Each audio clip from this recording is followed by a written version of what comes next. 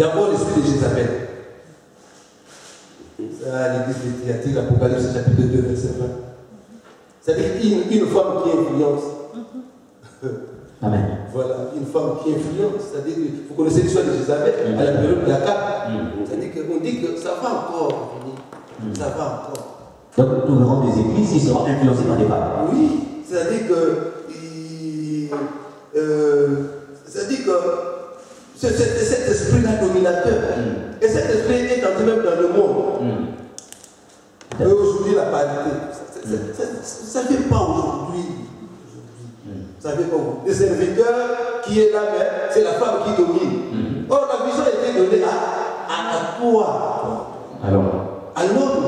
Mais à la maison, ici à l'église, il fait une réunion, mais par après, il y a encore une réunion avec son épouse. Et l'épouse influence pour que, comment l'église va marcher. L'épouse, je ne la disconviens pas. Elle est une aide. Mais elle n'est pas au-dessus de Dieu. Voilà.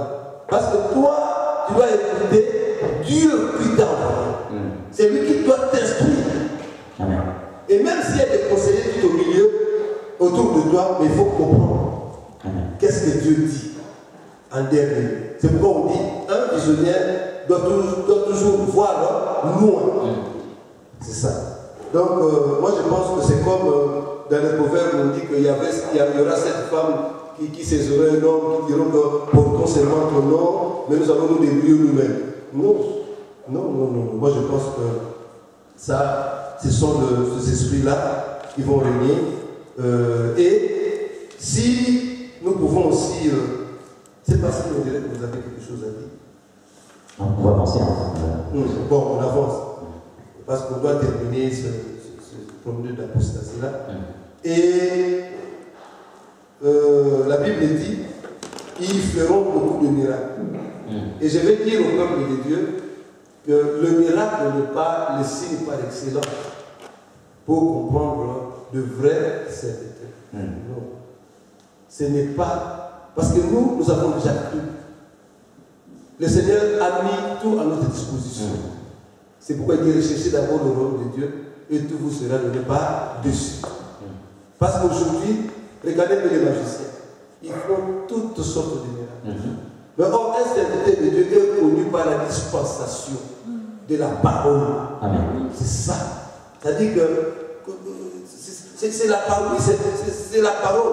Mais les autres signes là, distinctifs ou qui s'ajoutent dans la parole de Saint-Esprit, Amen, ce sont des dons au service de l'Église. Donc le premier signe pour reconnaître un véritable homme de Dieu, c'est la parole, c'est pas d'abord le miracle. Mais oui, parce que la Bible dit, Paul dit dans Romains, comment croiront-ils s'il n'y a pas de prédicateur? Voilà, on n'a pas dit que comment croiront-ils s'il n'y a pas de faiseur de miracles. Comment croiront-ils s'il n'y a pas de prédicateur? Et comment y aura-t-il de prédicateur si le Seigneur ne les a pas envoyés? Voilà. Donc moi je pense que c'est ça. Donc que le peuple ne pense pas qu'aujourd'hui il n'y a pas de vrai, bien que nous sommes au temps de la fin, mais il y en a de vrai.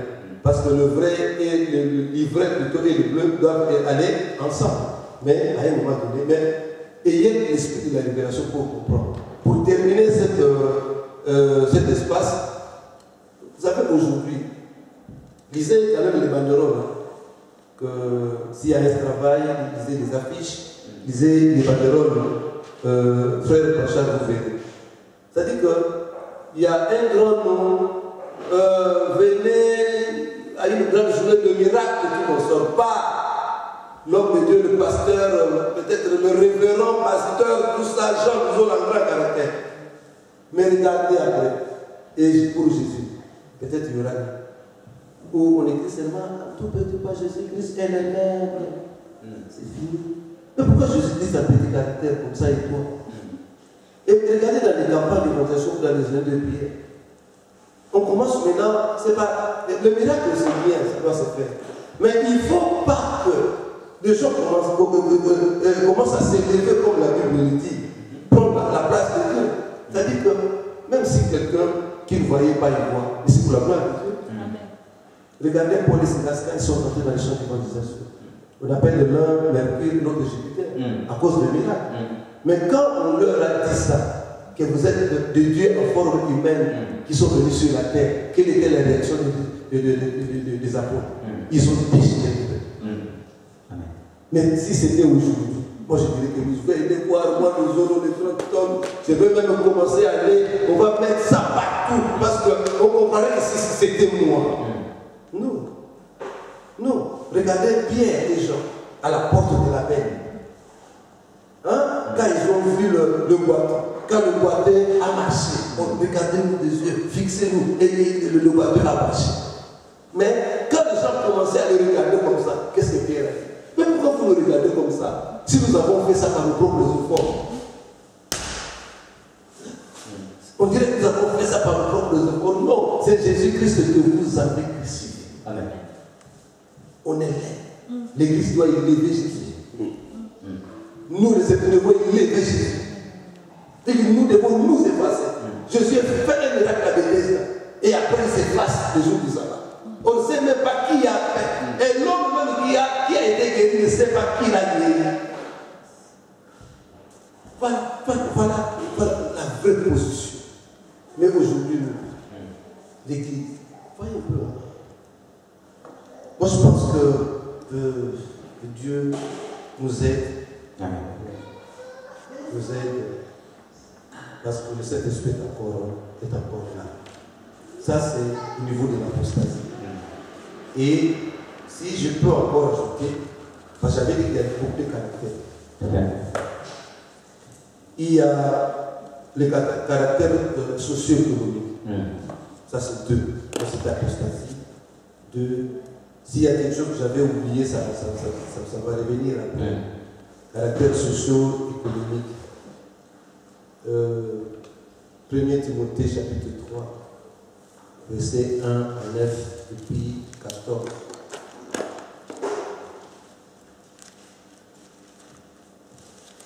Donc nous lisons la parole de Dieu rapidement dans le premier livre de Timothée au chapitre 3, versets 1 à 9. Donc il est écrit, cette parole est certaine. Si quelqu'un aspire à la charge de l'être, il désire une œuvre excellente.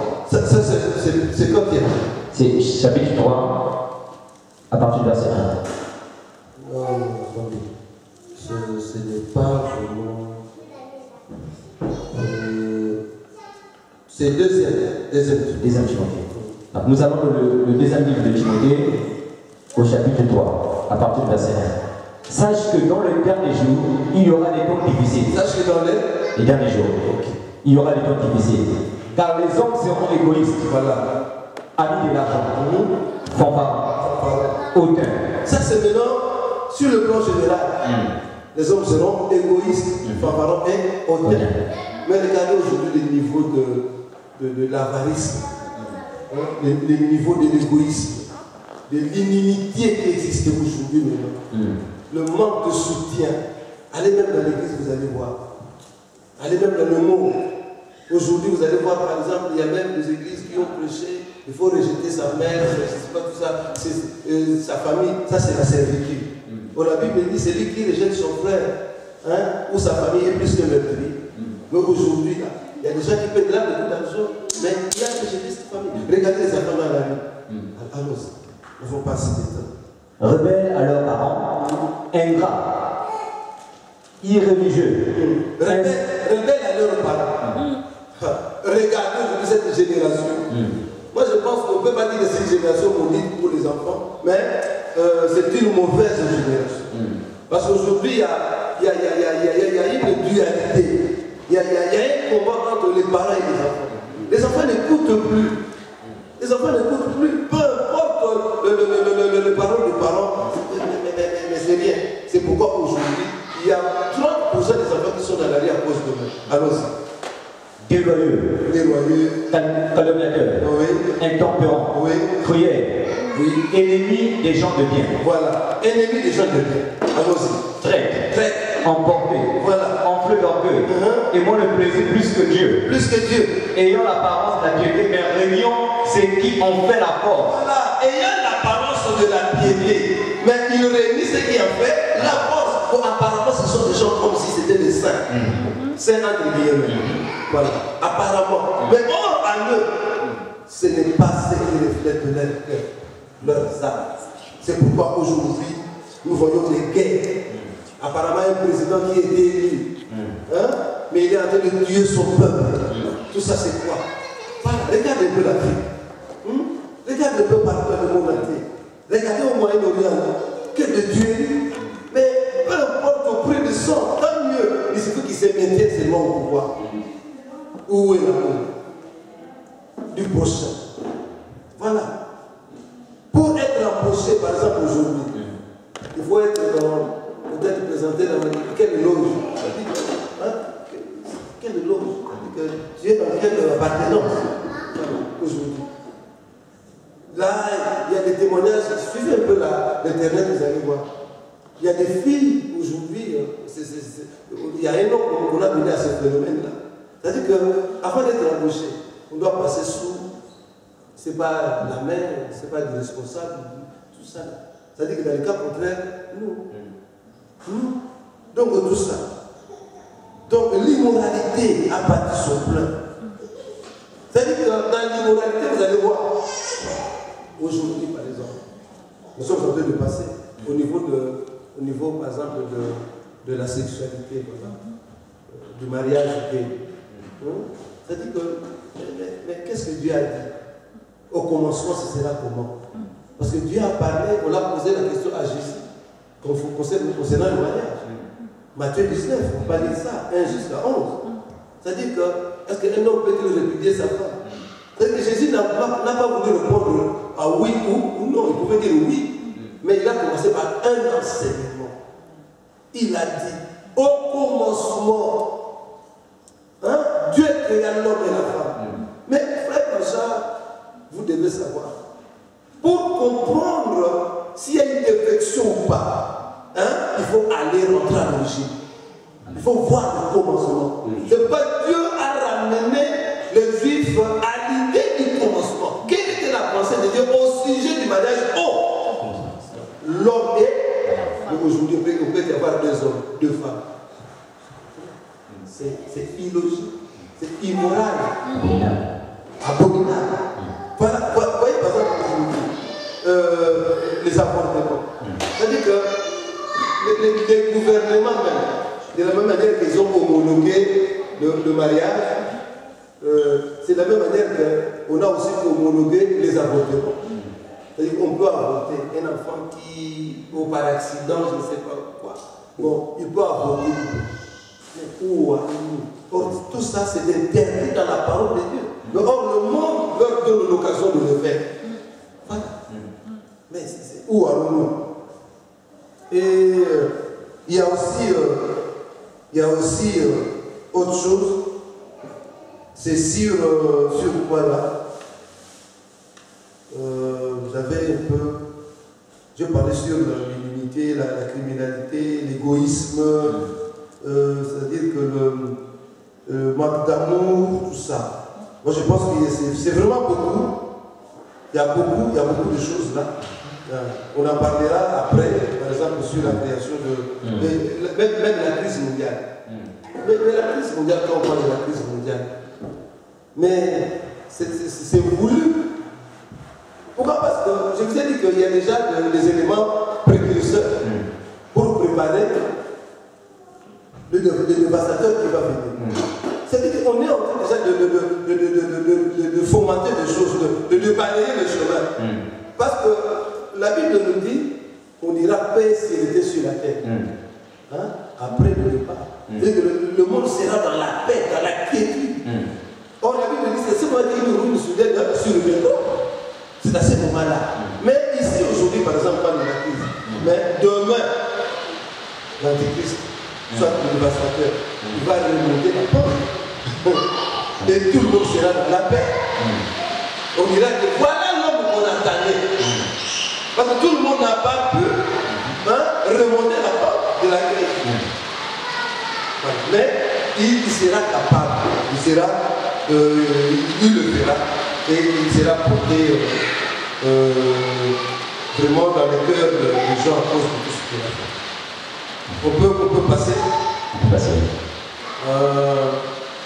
Il y a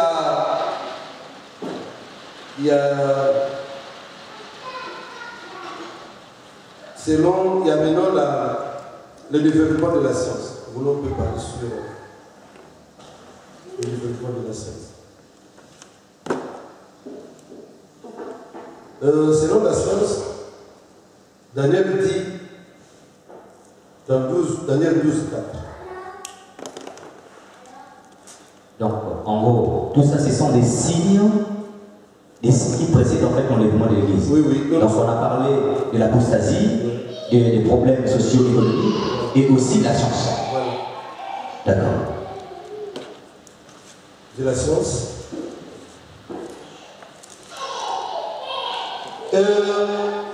Daniel 12.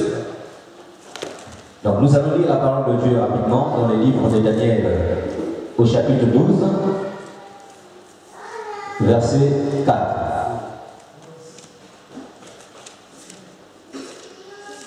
Daniel 12, verset 4. Alors, il est écrit ceci. Toi, Daniel, tiens secrète ces paroles et scelle le livre jusqu'au temps de la fin. Plusieurs alors le liront et la connaissance augmentera. Scelle jusqu'au temps de la fin. Et la Bible dit que au temps de la fin, la science augmentera. C'est que l'intelligence du peuple augmente. Or, quand la science augmente, c'est-à-dire que dans d'autres termes, on dit que la sagesse, c'est l'intelligence du saint. Mais la science, c'est aussi l'intelligence des hommes du monde. Voilà, les savants éclairent. Voilà.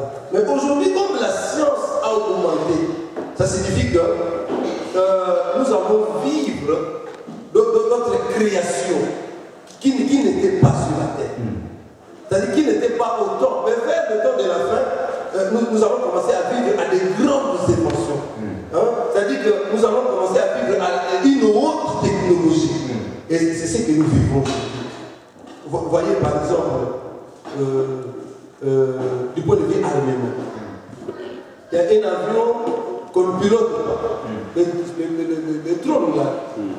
C'est-à-dire que ça va seul jusqu'à l'objectif, atteindre l'objectif sans pilote. Voilà.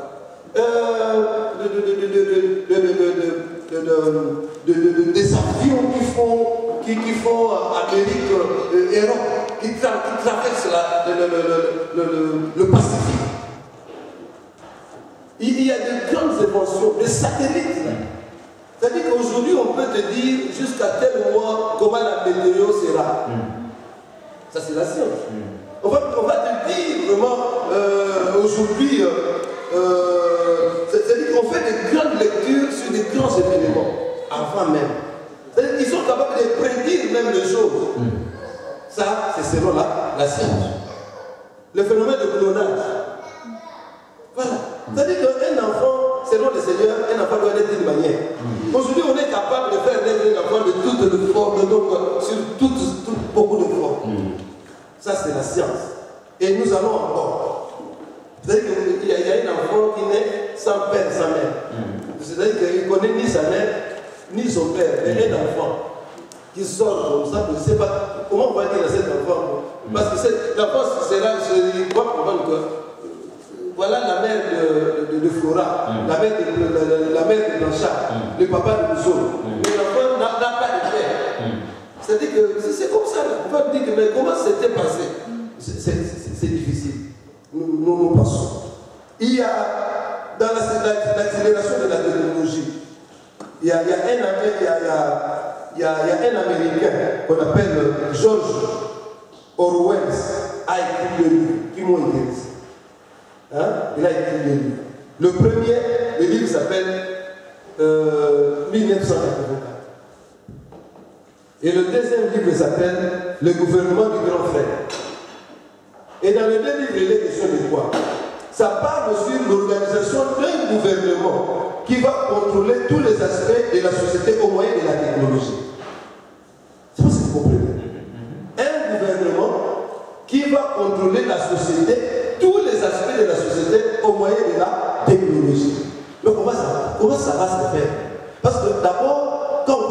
gouvernement qui va contrôler. Un averti, il va déjà la prendre. Il va déjà la prendre. Parce que nous allons faire un gouvernement unique. C'est ça même le travail des illuminés. Nous amener vers un gouvernement, vers une même langue. C'est pourquoi on va voir qu'avec les années à venir, les langues vont commencer à disparaître. Mais en parlant de ça, pasteur, en parlant de la technologie, nous savons qu'aujourd'hui, c'est vrai, et la technologie se développe de façon spectaculaire, mais qu'est-ce que nous pouvons dire aux enfants de Dieu? Est-ce qu'il est mal qu'un enfant de Dieu aille sur Internet, qu'il puisse s'acheter un PC portable, parce que ça fait partie des œuvres peut-être de Satan, comme certains les pensent? Qu'est-ce que vous pouvez dire aux enfants de Dieu? Oui, je pense qu'on va parler des ordinateurs de PC. Ça va venir. Ça va venir là. Et bon, pour répondre, pour satisfaire à votre besoin, normalement le PC n'est pas mauvais. L'avion qu'on a créé n'est pas mauvais. La Bible dit Dieu a fait toutes choses bonnes. Mais les desseins de l'homme, les cœurs de l'homme est mauvais par dessus. C'est-à-dire qu'il change les objectifs de la chose. Le couteau est fait pour couper, je ne sais pas, du pain, tout comme ça. Mais il y a quelqu'un qui utilise le couteau pour tuer quelqu'un. Voilà. Par exemple, ça. La bouche est faite pour proférer des bonnes choses. Mais la même langue de Jésus est ici, voilà. Et bénie. Donc c'est l'Internet en soi, nous les enfants de Dieu, ce n'est pas mauvais. Mais nous devons savoir qu'est-ce que nous devons faire avec le PC. Parce qu'aujourd'hui, dans le PC, il y a toutes sortes de sites. Mais un enfant de Dieu sait, ça je ne peux pas, ça je peux, ça je ne peux pas. Parce que même dans le PC, il y a déjà une vision de l'unification du monde. Parce qu'on commence aujourd'hui même à retrouver des amis perdus il y a 30 ans, il y a 20 ans dans le PC. C'est-à-dire que dans l'informatique, dans l'ordinateur, il y a www3. C'est-à-dire que le monde devient un petit village. C'est-à-dire qu'on ne peut pas se cacher de quelqu'un. C'est devenu un petit village. À condition que tu ne t'appliques pas au système. Par exemple, nous autres, celui qui veut me retrouver, il m'a donné des images Jean, peut-être Jean, nous autres. Il va me voir. Donc je ne peux pas me cacher. Voilà. Et dans le temps qui vient, personne ne pourra s'approcher du système. Personne. Par exemple, le bus, là, aujourd'hui, vous savez, c'est déjà, vous savez, aujourd'hui, vous pouvez aller dans une banque avec la carte. On peut acheter l'essence avec une carte. Mais demain, ce sera plus des cartes. Ce sera des petits bus. On va mettre sur la peau. Donc on va revenir un peu sur ça parce que là, vous rentrez en fait dans la deuxième question, la deuxième partie en fait même du sujet du jour, des puces. C'est-à-dire que est-ce que ces puces qu'on va nous incarcérer dans le corps, nous les vivrons avant l'enlèvement de l'Église ou cela viendra pendant la tribulation? Non, ça viendra pendant la tribulation. D'accord. Ça viendra pendant la tribulation. Mais comme je vous ai dit, déjà même, on commence déjà à expérimenter les systèmes déjà maintenant. Voilà. Parce que, vous savez, les idées viennent petit à petit. D'abord, c'était quand on allait dans les banques, on allait aussi les chaînes, on retire l'argent, on met dans le poche, ou dans son sac. Mais aujourd'hui, ce sont des distributeurs. Ce sont des distributeurs. Nous allons petit à petit. Et aux États-Unis, le système de puces a commencé à être expérimenté. Vous savez, pour des grands criminels, on levait des bracelets ou des puces. C'est-à-dire que vous ne pouvez pas vous échapper à la justice du pays. Parce qu'à partir des satellites, on sait là où toi tu es où, on sait te retrouver, on sait. C'est-à-dire que quand le dévastateur sera là, il va utiliser le système. C'est-à-dire que vous ne pouvez, la Bible dit, vous ne pouvez pas ni acheter, ni vendre si vous n'avez pas la marque de la bête. Voilà. C'est ça le contrôle. C'est-à-dire qu'il aura le contrôle du monde. Quand on parle du contrôle du monde, c'est ça. Vous ne pouvez pas acheter. Et ça, le bus, à son époque, ce serait marqué comme un sceau. Parce que le diable ne fait que suivre ce que Dieu fait.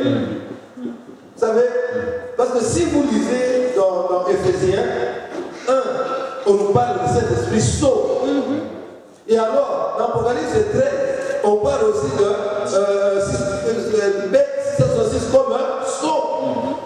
Parce que la marque de 666, je vais vous expliquer, frère Bachar, c'est quoi? Parce que j'avais essayé de faire certaines démarches sur ça. D'accord, pasteur. Donc, en fait, pour des raisons de temps, nous allons rentrer simplement dans la deuxième question. C'est-à-dire que là, on va entamer la question, c'est qui vient après l'enlèvement de l'Église. Donc, une fois déjà, nous avons vu tout à l'heure les signes que l'Église va connaître avant l'enlèvement. Une fois que l'Église est enlevée, là, on rentre maintenant dans un autre processus, qui est la tribulation, qui est séparée en deux temps. La moitié des temps et l'autre moitié des temps. Voilà. Donc, pasteur, est-ce que vous pouvez nous expliquer un petit peu sur la grande partie de la tribulation? Qu'est-ce qui va se passer pendant la tribulation, lorsque l'Église sera enlevée? Bon, on va lire dans Apocalypse chapitre. Non, d'abord, deuxième Thessaloniciens, on avait lu jusqu'à 7. Deuxième Thessaloniciens chapitre 2, on a lu 1 à 8. Maintenant, à 7, on va lire 8. Et nous allons lire aussi l'Apocalypse 13. Donc nous allons lire la parole de Dieu dans le livre de 2 Thessaloniciens chapitre 2, verset 8. Donc il est écrit, et alors paraîtra l'impie, que le Seigneur Jésus détruira par le souffle de sa bouche, et qu'il anéantira par l'éclat de son avènement. Ok. Donc quand l'Église sera enlevée, et ce qui retient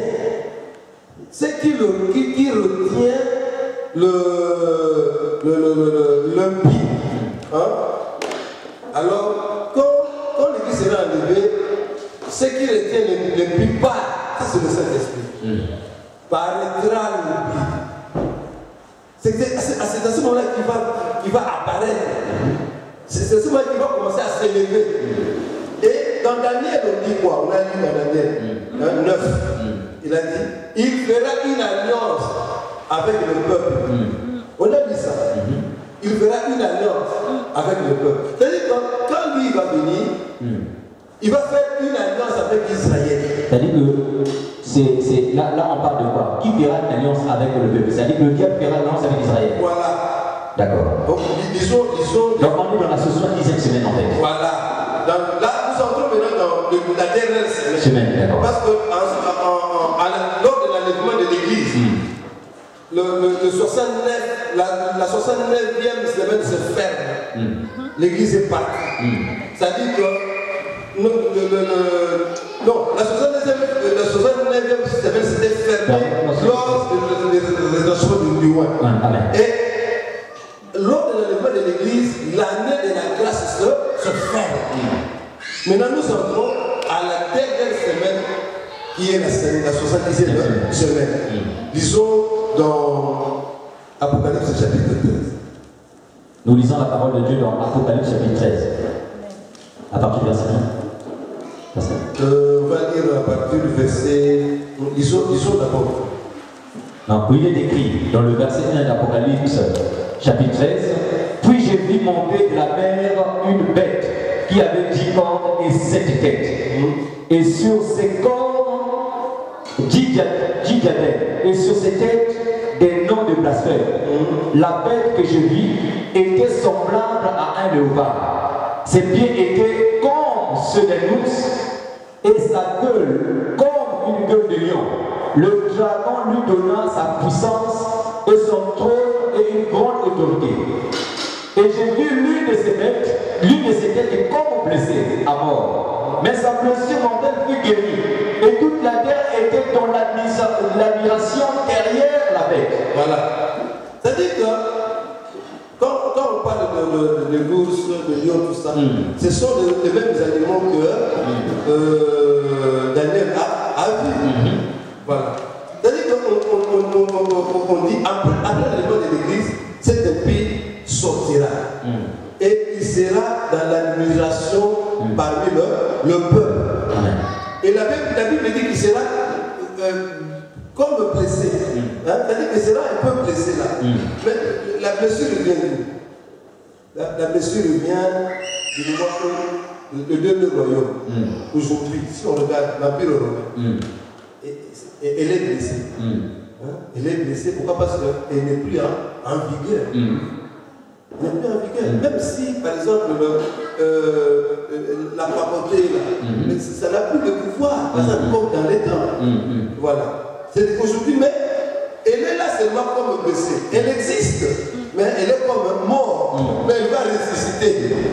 La plaie qu'il a eue sera guérie. Au moment de l'enlèvement de l'Église. Voilà. Donc ça veut dire que l'Église aujourd'hui, c'est ce qui fait même de telle sorte que la puissance de cette bête-là puisse agir. Voilà. Donc lorsque l'Église est enlevée, il y a eu une ténèbre totale et la bête commence à agir. Voilà.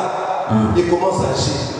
À ce moment-là, quand il va commencer à agir, la Bible dit le dragon va lui donner toute la puissance. C'est le diable qui va lui donner toute la puissance afin de régner sur la terre.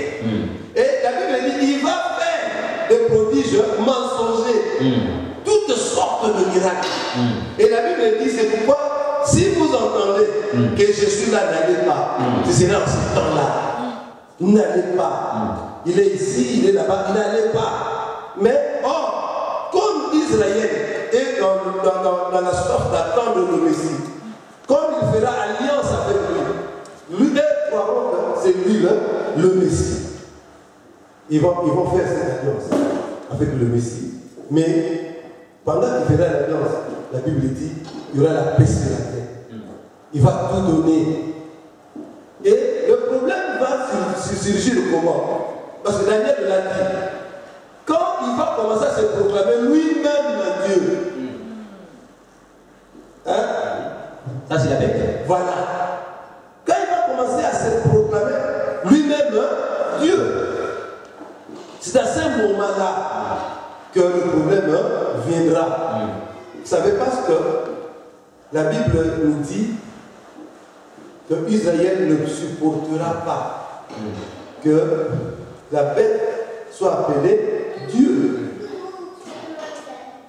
Et ils vont revendiquer la situation. Et quand ils vont revendiquer la situation, c'est ce moment-là que les choses vont commencer à changer. La Bible dit il va même profaner les temples. Il va dévaster le lieu saint. Or, l'Israël ne voudra jamais que le lieu saint soit dévasté, que le temple soit dévasté. Il va comprendre que non, c'est le destructeur, ce n'est pas le Messie. Et c'est à ce moment-là qu'ils vont commencer à pleurer. Ils vont commencer à pleurer. Et c'est à ce moment-là que la prophétie du prophète Zacharie va s'accomplir. Mais même avant que la prophétie s'accomplisse, la Bible dit il y aura l'esprit. Quand le dévastateur va commencer à se dire c'est mon Dieu, mais Isaïe, il y aura l'esprit de deux témoins qui vont venir pour annoncer l'évangile. Et on dit que les deux témoins, ils auront l'esprit d'Élie et de Moïse. Ils vont commencer à prêcher non, le Messie est là, il va venir. Lui, ce n'est pas le Messie. Et quand leurs yeux s'ouvriront, c'est ce moment-là qu'il y aura le combat. Et la prophétie des Zacharie va s'accomplir. Ils verront celui qu'ils ont transpercé. Tout œil le verra. Amen. C'est à ce moment-là que la prophétie des Zacharie va s'accomplir. Et Dieu va venir sur la terre. Ça sera à la fin du mois, de la première moitié. Donc à la fin du temps de 3 ans et demi. Donc dans les 3 ans et demi, il y a l'assassinat des deux témoins. Voilà. Et il y a le réveil d'Israël qui prend connaissance que non, que la bête n'était pas réellement le Messie. Voilà. Et donc à ce moment-là, qu'est-ce qui se passe après la fin des 3 ans? Disons Daniel 2, 34. Et Apocalypse 17, 14. Nous lisons la parole de Dieu dans le livre de Daniel 2, 34. Daniel 2, chapitre 34. Donc il est écrit ceci.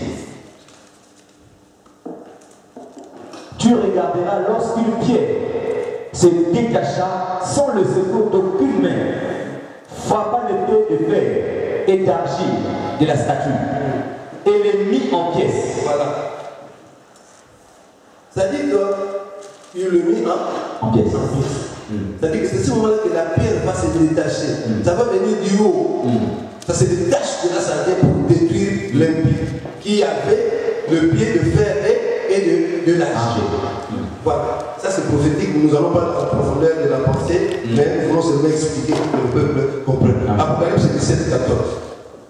Donc nous lisons la parole de Dieu dans Apocalypse 17, verset 14. Donc il est écrit: ils combattront contre l'agneau, et l'agneau les vaincra parce qu'il est le Seigneur des seigneurs et le roi des rois. Voilà. Et les appelés, les élus et les fidèles qui sont avec lui les vaincront aussi. Voilà. C'est-à-dire qu'il va vaincre parce qu'il est le Seigneur de Seigneur. Moi je pense que notre Dieu est le Tout-Puissant. Il est le Tout-Puissant. Donc, après le développement de l'Église, il y aura un bon temps. C'est-à-dire que le monde va commencer à vivre un meilleur temps. Il va bien vivre tout ça, mais ce sera seulement quand Israël va comprendre. Il va cesser de faire l'alliance avec le dévastateur. C'est ce moment-là que lui va commencer maintenant à combattre Israël. Et le Seigneur va venir. Quand le Seigneur va venir à ce moment-là, il détruit l'impie et il rétablit toutes choses en Israël. Et l'Église qui était là, nous qui étaient restés, nous allons venir rejoindre le Seigneur sur la terre. Et ce moment-là va commencer ce qu'on appelle le règne de 1000 ans, le millénium. Il va commencer à partir de ce moment-là. Nous allons vivre le millénium, c'est 1000 ans sur la terre. Zacharie dit quoi? C'est lui qui va vivre à 100 ans. Et celui qui va mourir à 100 ans mourra jeune. C'est-à-dire que si même si tu plantes ton arbre, tu le mangeras. Parce que nous allons commencer à vivre encore comme aux années vers le temps de qui ça de 7, de tout ça vers 800, beaucoup d'années. Donc, pasteur, juste pour revenir un peu par rapport au verset, c'était le chapitre Apocalypse tout à l'heure que nous avons lu, 13, nous avons parlé de la bête qui avait 10 corps. Qui avait 10 corps et 7 têtes. Et quelque part, dans la Bible, on dit que les 10 corps c'était les 10 royaumes, qui n'avaient pas encore reçu le pouvoir. Le pouvoir, amen. Donc ils n'avaient pas encore reçu le pouvoir. Donc c'est-à-dire qu'aujourd'hui, les 10 royaumes, si on comprend bien, n'ont pas encore commencé à opérer. N'ont pas encore commencé à opérer. Donc ils vont opérer dans la tribulation. Vont opérer dans la tribulation, au moment de la tribulation. Parce qu'on dit, le 10 rois, ça préfigure une alliance de tous les rois sur la terre. Parce que ce sont eux qui vont commencer à adorer même le dévastateur. Voilà, c'est l'ensemble du roi. Et on parle de la ville, la ville de cette colline. C'est-à-dire que même la ville de cette colline-là, sur le plan prophétique, vous savez, aujourd'hui, on parle de Paris, la lumière, qui ne la belle, Alger, la blanche. C'est le suffixe qu'on donne pour essayer d'identifier la ville. Ville de cette colline. Autrefois, c'est Rome. C'est-à-dire que, parce que Rome est assis sur cette colline. C'est pourquoi on dit dans la prophétie, on est en train de dire que l'Antichrist viendra de Rome. Mais pourquoi ça viendra de Rome? Est-ce que, parce que là quelque part, si je reviens sur le chapitre 17, on parle de la prostituée qui est assise sur la bête que nous venons de voir. Et donc si on dit que l'Antichrist viendrait de Rome, donc ça veut dire que Rome c'est la prostituée. Oui. C'est parce que la Bible le dit. Parce que la bête est assise sur les grands eaux. Sur une ville. Et cette ville est identifiée. Par exemple, on dit Blanchard qui reste qui prie à Néhi. Peut y avoir plusieurs Blanchards qui viennent à Néhi, mais qui modèrent. C'est-à-dire qu'on va un peu dans une explication plus logique pour essayer de discerner, de comprendre la chose. Parce que quand on dit assise sur une ville de 7 collines, sur 7 collines, mais 7 collines c'est quoi? Et regardez un peu dans l'histoire, vous allez voir. Le pouvoir actuel du pape. Voilà par exemple, ce pouvoir. C'est-à-dire qu'aujourd'hui, il n'a pas encore ce pouvoir-là. Pourquoi? Parce qu'il y a quelque chose comme nous avons dit. Mais demain, parce que dans nos recherches,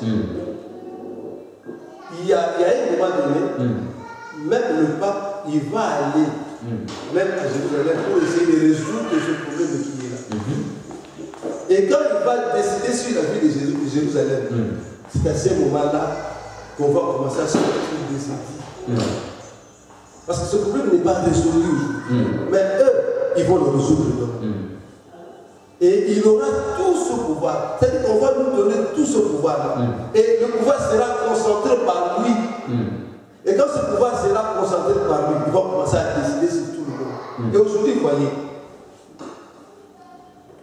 je vous ai dit, on s'avance sur un même gouvernement, une même langue, et j'avais oublié de dire une chose sur une même religion. Les conseils des églises disent quoi? Il faut que les églises s'associent, se réunissent. Ça, c'est l'idée des conseils des églises. Et quand les églises se réunissent, qui est le chef? L'église catholique. Parce que c'est l'église qui est reconnue. Donc, par rapport à cela, pasteur, voilà. Est-ce que vous trouvez que, qu'est-ce que vous pouvez dire aujourd'hui? Est-ce que c'est une bonne chose d'être membre du conseil des églises? Bon, moi, je ne dis pas que c'est mauvais d'être membre du conseil des églises. Mais le problème qui est là, il faut que nous puissions faire des débats. Parce que si on est membre, si je comprends bien, si on est membre du conseil des églises, ça veut tout simplement dire que, comme le conseil des églises ira, c'est-à-dire derrière Rome, ou ira sous l'influence de Rome, qui est, par rapport à votre explication, même la bête, et donc nous dirons que ces églises-là aussi qui sont membres seront assujettis par cette puissance de la bête. Oui. Ah mais oui. Vous savez, ce qui m'avait éduqué un jour, m'avait appelé d'aller prêcher dans un regroupement. Full gospel. On est allé là-bas. C'est-à-dire qu'on vous dit de prêcher, mais de ne pas blesser les sensibilités des gens. Pour moi, j'ai appelé, qu'est-ce qu'on appelle sensibilité? Sensibilité, c'est quoi? Parce que moi, je pense que la parole de Dieu dirige tout. C'est que si nous sommes devant Jésus, nous sommes venus, il n'y a que lui qui peut nous le dire. Et si on commence à avoir des sensibilités, c'est-à-dire qu'à ce moment-là, on doit commencer donc, on n'est plus libre. C'est-à-dire que pour prêcher, on doit dire prêcher, c'est mal l'amour, c'est ça. L'amour, c'est-à-dire autre chose on ne peut pas dire. Parce qu'on risquerait de blesser les sensibilités. Une façon de limiter un peu le Saint-Esprit. Moi, je pense que la parole de Dieu, nous la suivons, où nous sommes attachés à la parole de Dieu à travers la foi. La foi. Mais or, si pense que la réunion sera aussi difficile. Je ne sais pas. Vous savez, l'histoire de Paul et de cette femme-là qui avait l'esprit de Pito, mais il faisait la même chose. Amen. Moi, je pense qu'il faisait la même chose. Amen. Mais Paul a discerné dans cette femme qu'il y avait quelque chose qui était en elle, qui n'était pas en eux. C'est-à-dire qu'ils étaient la même chose, mais ils n'étaient pas pareils. Amen. C'est ça. Alors ils ne pouvaient pas marcher ensemble. Ils devaient délivrer cette femme. Et regardez ce qui s'était passé, regardez la suite. Donc ça veut dire si je comprends bien, pasteur, ça veut dire que si on prend cette image-là, donc il y a des pôles qui sont des vraies églises ou des vraies confessions de foi. Voilà. Et il y a aussi des membres ou des églises possédées par un esprit de Python qui sont faux. Voilà. Ils n'ont pas la vraie confession. Voilà. Donc, moi je ne décide pas. Mais dire que ayez seulement l'esprit du Seigneur. Amen. Par rapport au 1er Corinthiens chapitre 3. Amen. Amen. Verset 10, c'est-à-dire que conformément au fondement des apôtres. Alors, c'est-à-dire que c'est ce que les apôtres ont fondé. Parce que Paul a dit, j'avais dit ça au début. Personne ne peut poser le fondement que moi je peux poser. Acte 3, 20, je pense. Personne ne peut poser le fondement que nous avons, nos propres acte 3, 20. Nous avons posé. À savoir Jésus-Christ. Mais aujourd'hui, on est en train de. C'est-à-dire qu'on ne peut pas briser le fondement, mais on est en train de lancer des coups de marteau. Mais gloire à Dieu, pourquoi? Parce que le fondement reste ébranlable. On peut jeter n'importe où. Même un tracteur peut venir, mais le fondement reste inébranlable. Voilà. Amen. L'église restera telle qu'elle est. C'est-à-dire que l'église, ce n'est pas les hommes. L'église, ce ne sont pas les membres, non. Mais l'église est un corps. Amen. Donc, le pouce du Seigneur est invisible. Un peuple invisible qu'on ne voit pas. Ce n'est pas le membre de l'église que nous voyons. Vous pouvez avoir 5000 membres, mais ce sont des suivistes à cause de l'évangile populaire. Mais le vrai épouse de vierge sale, peut-être ils sont de trois. C'est-à-dire que nous ne devons pas nous réjouir seulement à cause du nombre de nos membres. Non, à cause des gens qui seront sauvés. Amen. Qui seront sauvés dans votre église.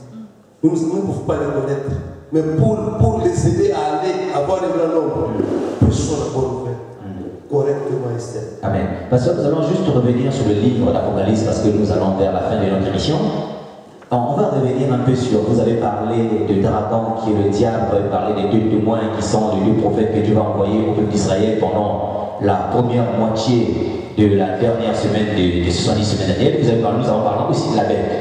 Mais non, on dit que tout le pouvoir sera remis autour en fait, de Rome.